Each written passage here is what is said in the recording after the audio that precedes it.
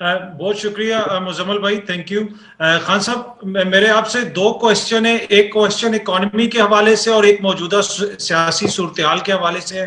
جو سیاسی صورتحال کے حوالے سے آپ نے آج ہی ایک ٹویٹ کی جس میں آپ نے جو آفیشل سیکرٹ ایکٹ ہے اس کو بھی کوٹ کیا، اور آرمی چیف کی تعیناتی کے حوالے سے جو شہباز شریف صاحب نے جا کے مشاورت کی ہے نواز شریف صاحب کے حوالے سے آپ نے اس کا حوالہ دیا.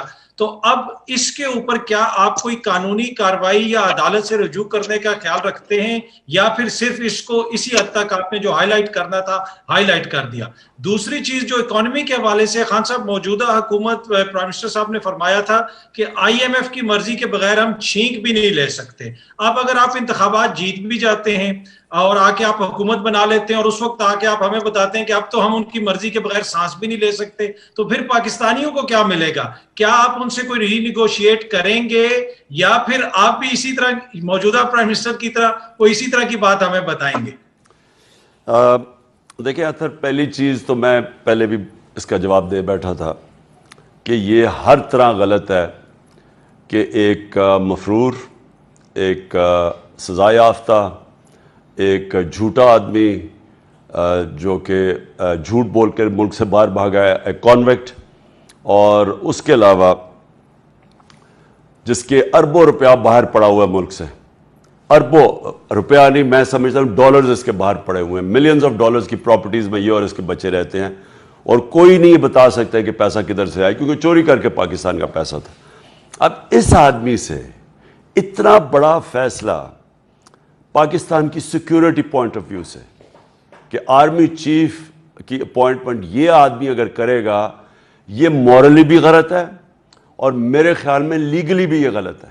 اور اس کے اوپر ہم نے آج اپنے وکیلوں سے مشاورت کی ہے اور انشاءاللہ ہم اس کے اوپر آگے پروسیڈ کریں گے، لیکن دیکھ رہے ہیں کہ اس کے کس طرح ہم لیگلی اس کے اوپر کیس کر سکتے ہیں. جو آپ نے دوسری بات بتائی آئی ایم ایف کی، دیکھیں یہ گورنمنٹ آئی ایم ایف میں صرف 5 مہینے رہی ہے.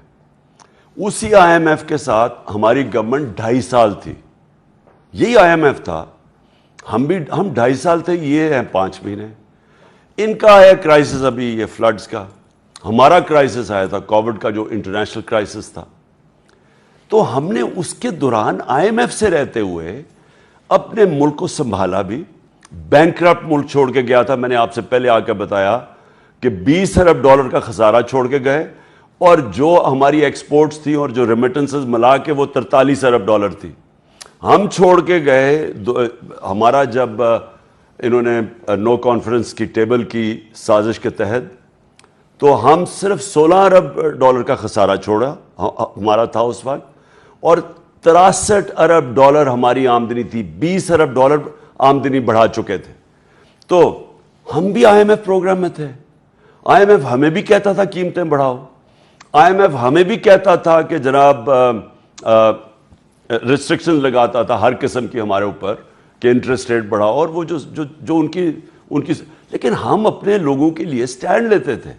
اسی دور میں ہم نے سب سے بڑا، پاکستان کی تاریخ سے سب سے بڑا سوشل پروٹیکشن پروگرام کیا. ہم نے اپنے لوگوں کو پروٹیکٹ کیا. اسٹینفورڈ یونیورسٹی کی رپورٹ ہے کہ پاکستان کے اساس پروگرام پاکستان اس کی تعریف کی اور پاکستان کو ویلفیئر سٹیٹ کی طرف لے کے جا رہا تھا. تو آئی ایم ایف کے پروگرام میں ہم نے لوگوں کو بھی پروٹیکٹ کیا. آئی ایم ایف کے پروگرام میں سارے بر صغیر میں سب سے زیادہ روزگار دیا. ورلڈ بینک کی رپورٹ ہے کہ انڈین سب کانٹیننٹ میں پاکستان نے سب سے زیادہ آفٹر کووڈ ہمارا روزگار تھا. اسی پروگرام میں 6% گروتھ ریٹ ہم نے کی. اسی پروگرام کے اندر ہماری انڈسٹریل پروڈکشن بڑھی 11% لارج اسکیل مینوفیکچرنگ، اور ہماری 4 کراپس کے اوپر ریکارڈ پیداوار ہوئی. 4 مین ہماری جو فصلیں تھیں. تو مجھے نہیں سمجھ آئی کہ یہ کون سی قیامت آ گئی کہ ان کے 4 مہینے کے اندر سارا کچھ ہی نیچے چلا گیا، اور کہہ رہے آئی ایم ایف قیمتیں آسمانوں پہ چلی گئی. کتنی مہنگائی ہوئی ہے کہ تیل کی قیمت 150 روپے سے، ڈیزل کی 150 روپے سے 250 روپے پہ چلی گئی. انٹرنیشنلی تو کم ہو گئی ہے تیل کی قیمت. 103 ڈالر ہمارے دور پہ تھا، آج 93 ڈالر ہے.